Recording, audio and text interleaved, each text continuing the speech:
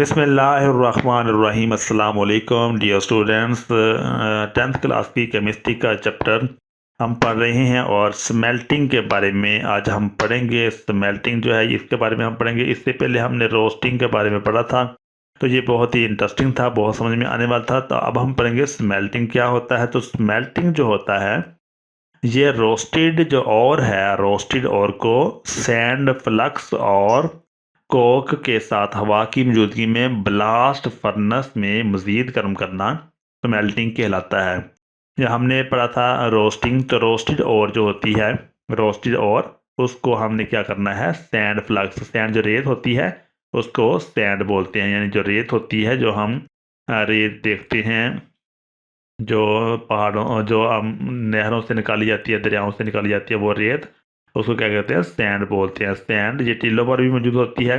तो सैंड डालनी हमने, रोस्टेड और क्या है, सैंड फ्लक्स, यानी जो रेत है वो, और रोस्टेड और, इनको हमने क्या करना है, कोक के साथ हवा की मौजूदगी में ब्लास्ट फर्नेस जो होती है, ये बहुत ही ज़्यादा हाई टेम्परेचर वाली भट्टी होती है। उसके अंदर हमने जो और है उसको हमने सैंड फ्लक्स और कोक के साथ क्या करना है, मज़ीद गर्म करना है। इसको स्मेल्टिंग कहते हैं। तो स्मेल्टिंग जो होती है, इसकी डेफिनेशन दोबारा फिर पढ़ लेते हैं। स्मेल्टिंग क्या है। तो स्मेल्टिंग जो होती है, यह रोस्टेड और को सैंड फ्लक्स और कोक के साथ हवा की मौजूदगी में ब्लास्ट फर्नेस में मज़ीद गर्म करना स्मेल्टिंग कहलाता है। तो ये स्मेल्टिंग जो है ये हम पढ़ेंगे, ये आपको समझ में आ जाएगा। आपने वीडियो को जो है वो स्किप नहीं करना, आपने कंटिन्यूसली देखना है। ये बहुत ही समझ में आने वाला टॉपिक है। तो इसमें एक बहुत ही इंपॉर्टेंट बात है, वो मैं आपको समझाऊंगा। तो ये स्मेल्टिंग जो है वो आपको समझ में आ जाएगा। तो हमने मेटल की एक्सट्रैक्शन जो थी वो हमने पढ़ी थी। जो मेटल की एक्सट्रैक्शन है, वो मेटल की एक्सट्रैक्शन यानी कंसनट्रेटेड जो और है वो हमें हासिल हो जाती है। तो उससे हम क्या करते हैं, केमिकल रिडक्शन जो है वो उससे, और इलेक्ट्रोलिटिक प्रोसेस से हमने मैटर की करनी है, एक्सट्रैक्शन करनी है। मैटर की एक्सट्रैक्शन जो है वो कैसे की जाती है, यानी मैटर को हमने एक्सट्रैक्ट करना है, मैटर को हमने अलहदा करना है, मैटर को निकालना है। तो मैटर को निकालने के लिए हम क्या करेंगे, हमारे पास कंसनट्रेटेड और है, जो कंसनट्रेटेड और है उसको हम हासिल करेंगे। सबसे पहले कंसनट्रेटेड और को लेकर हम करेंगे केमिकल रिडक्शन और इलेक्ट्रोलिटिक प्रोसेस। ये दो प्रोसेस हम परफॉर्म करके क्या करते हैं, मैटर की एक्सट्रैक्शन करते हैं। तो ये हम पहले भी पढ़ चुके हैं। केमिकल रिडक्शन जो होती है उसके अंदर 3 प्रोसीजर होते हैं। केमिकल रिडक्शन के 3 प्रोसीजर हैं। पहला है रोस्टिंग। केमिकल रिडक्शन में सबसे पहले रोस्टिंग करते हैं, फिर क्या करते हैं, स्मेल्टिंग करते हैं, और फिर हम बेसमेराइजेशन करते हैं। तो केमिकल रिडक्शन से हमने क्या करना है, केमिकल रिडक्शन से हमने जो है वो मैटर की एक्सट्रैक्शन करनी है। तो मैटर की एक्सट्रैक्शन का जो पहला तरीका है वो केमिकल रिडक्शन है। तो हम पहले तरीके को डिस्कस कर रहे हैं। इससे पहले हमने जो पहला तरीका है उसकी हमने रोस्टिंग को पढ़ा था कि रोस्टिंग क्या होती है, भूनना। मट्टी को हम क्या करते हैं, और को हम भूनते हैं, भट्टी के अंदर भूनते हैं, तो भूनने को रोस्टिंग कहते हैं। और भूनने के नतीजे में जो चीज़ प्रोड्यूस होती है वो भी हमने पढ़ी थी। अब हम स्मेल्टिंग के बारे में पढ़ेंगे। तो जो केमिकल रिडक्शन है उसमें हम 3 जो प्रोसीजर है वो परफॉर्म करते हैं। पहला रोस्टिंग है, दूसरा स्मेल्टिंग है, और तीसरा क्या है, बेसमेराइजेशन। बेसमेर, अब तीनों प्रोसीजर से गुजर कर जो और है उसमें से हम मैटर को एक्सट्रैक्ट कर लेते हैं, और मैटर हमारे पास प्योर फॉर्म में हासिल हो जाती है। पहले हमने रोस्टिंग पढ़ा था, तो अब हम क्या पढ़ेंगे, स्मेल्टिंग पढ़ेंगे। तो स्मेल्टिंग की डेफिनेशन पहले भी पढ़ चुके हैं, दोबारा फिर हम इसको स्टडी कर लेते हैं। स्मेल्टिंग क्या करता है, रोस्टेड और को सैंड फ्लक्स और कोक के साथ हवा की मौजूदगी में ब्लास्ट फर्नेस में मज़ीद गर्म करना स्मेल्टिंग कहलाता है। यानी जो रोस्टेड और है उसको हमने क्या करना है, एक तो सैंड फ्लक्स है, दूसरा कोक है। कोक और सैंड फ्लक्स, इन दोनों के साथ मिक्स करके हमने रोस्टेड और को क्या करना है, हवा की मौजूदगी में ब्लास्ट फर्नेस के अंदर मज़ीद गर्म करना स्मेल्टिंग कहलाता है। तो स्मेल्टिंग की जो डेफिनेशन है वो आपको समझ में आ गई होगी कि रोस्टेड और को हमने क्या करना है, सैंड फ्लक्स और कोक दोनों चीज़ों के साथ मिक्स करके हमने रोस्टेड और को गर्म करना है, किसमें, हवा की मौजूदगी में ब्लास्ट फर्नेस के अंदर।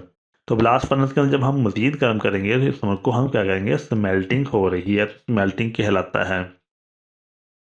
रोस्टिंग जब होती है तो हमने पढ़ा था कि रोस्टिंग की वजह से क्या बनते हैं कि फेरस सल्फाइड बनता है एक, और दूसरा क्यूप्रस सल्फाइड बनता है।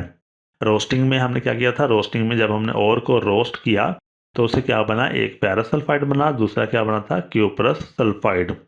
तो जो फेरस सल्फाइड है उसको हम FeS और क्यूप्रस सल्फाइड को CuS से ज़ाहिर करते हैं।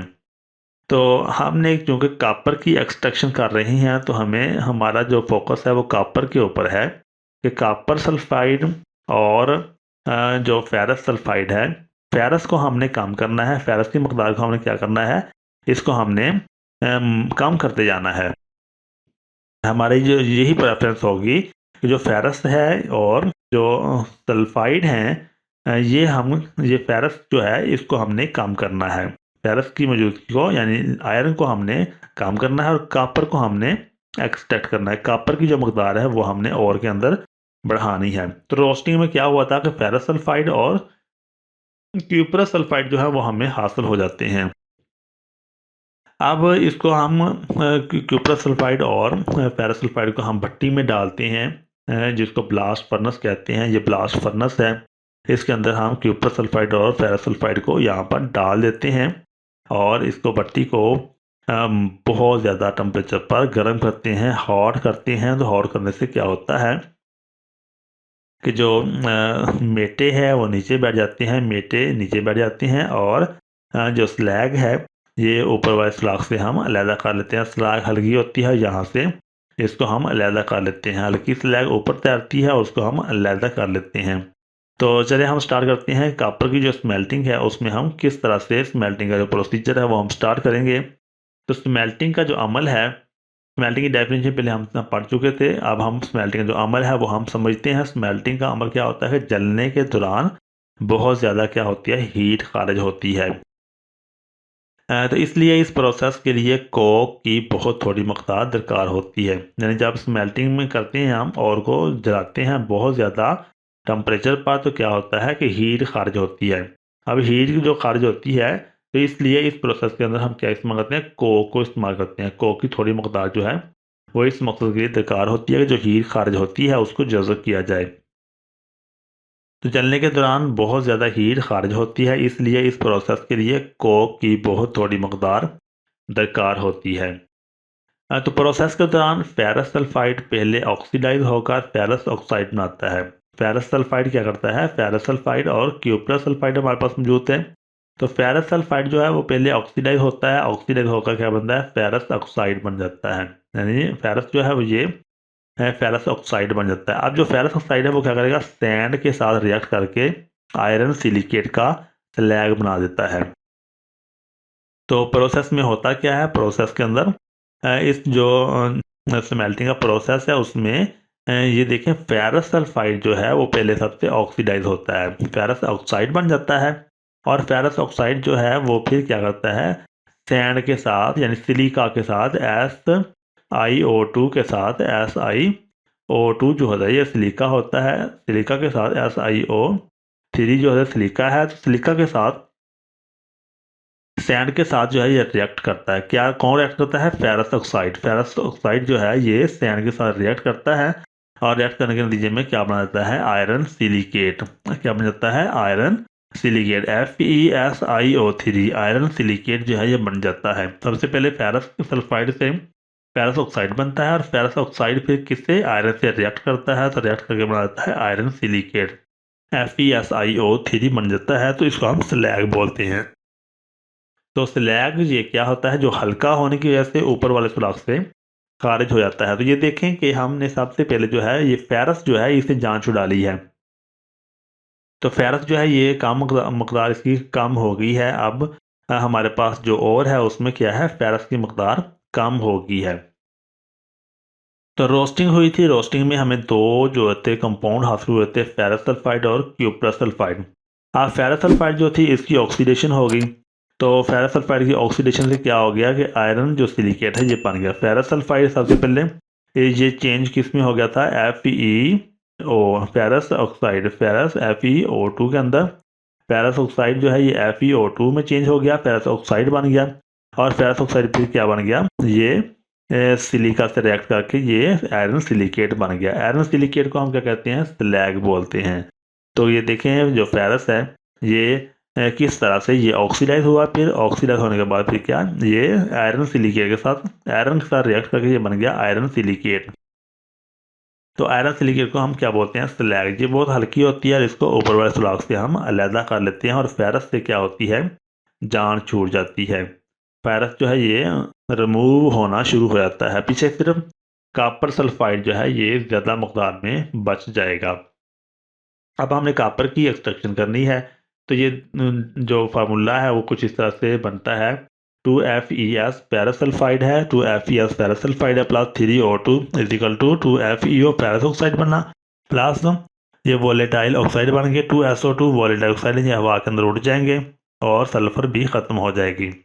और फिर FeO जो ये वाला पैरस ऑक्साइड है ये फिर सिलिका से रिएक्ट करता है, SiO2 सिलिका से रिएक्ट करता है, तो ये बन जाता है FeSiO3 स्लैग, तो ये बन जाता है स्लैग। तो सबसे पहले फेरस सल्फाइड ने ऑक्सीडाइज हुआ तो फेरस ऑक्साइड बन गया। फेरस ऑक्साइड ने फिर सिलिका से रिएक्ट किया तो क्या बन गया, FeSiO3 फेरस सिलिकेट या फिर स्लैग बोलते हैं। ये हल्का होता है, इसको हम ऊपर से उतार लेते हैं। तो फेरस जो है ये मकदार में कम होता जा रहा है, जबकि क्यूप्रस सल्फाइड भी ऑक्सीडाइज होकर क्यूप्रस ऑक्साइड बनाता है। देखिए क्यूप्रस सल्फाइड जो है ये भी क्या होता है, ऑक्सीडाइज होता है और क्यूप्रस ऑक्साइड बनाता है, जो कि अनरिएक्टेड फेरस सल्फाइड के साथ रिएक्ट करके फेरस ऑक्साइड और क्यूप्रस सल्फाइड बनाता है। तो ये फेरस जो है ये भी ऑक्सीडाइज होता है, फेरस भी ऑक्सीडाइज हुआ और क्यूप्रस सल्फाइड भी ऑक्सीडाइज होता है और फेरस सल्फाइड भी ऑक्सीडाइज होता है, दोनों ऑक्सीडाइज होते हैं। तो क्यूप्रस सल्फाइड भी ऑक्सीडाइज होकर क्यूप्रस ऑक्साइड बनाता है, जो अनरिएक्टेड फेरस सल्फाइड के साथ रिएक्ट करके फेरस ऑक्साइड और क्यूप्रस सल्फाइड बनाता है।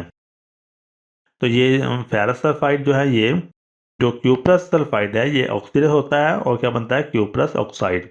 तो क्यूप्रस ऑक्साइड जो है वो अनरिएक्टेड फेरस सल्फाइड जो है, फेरस सल्फाइड अभी ऑलरेडी मौजूद होता है थोड़ा बहुत, उसके साथ रिएक्ट करता है तो क्या बनता है, फेरस ऑक्साइड और क्यूप्रस सल्फाइड, फेरस ऑक्साइड और क्यूप्रस सल्फाइड बनाता है।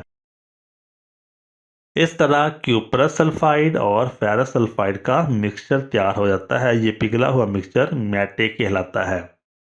क्यूप्रस सल्फाइड का मिक्सचर और क्यूप्रस सल्फाइड और फेरस सल्फाइड, क्यूप्रस सल्फाइड और फेरस सल्फाइड, इसमें क्या है कि जो फेरस है ये बहुत ही थोड़ी मकदार में रहता है और जो कॉपर है उसकी जो कंसंट्रेशन है वो 45% तक पहुंच जाती है, इसलिए इसको मेटे कहते हैं। क्यूप्रस सल्फाइड और फेरस सल्फाइड का मिक्सचर तैयार हो जाता है, ये पिघला हुआ मिक्सचर मेटे कहलाता है। तो पेपर में मेटे के बारे में भी पूछ रहा होता है, मेटे क्या होता है, तो मेटे जो होता है ये क्यूप्रस सल्फाइड और फेरस सल्फाइड का मिक्सचर होता है और ये पिघला हुआ होता है, जिसको हम मेटे कहते हैं। इसे निचले सुराख से निकाल लिया जाता है, इसमें तकरीबन 45% कॉपर होता है।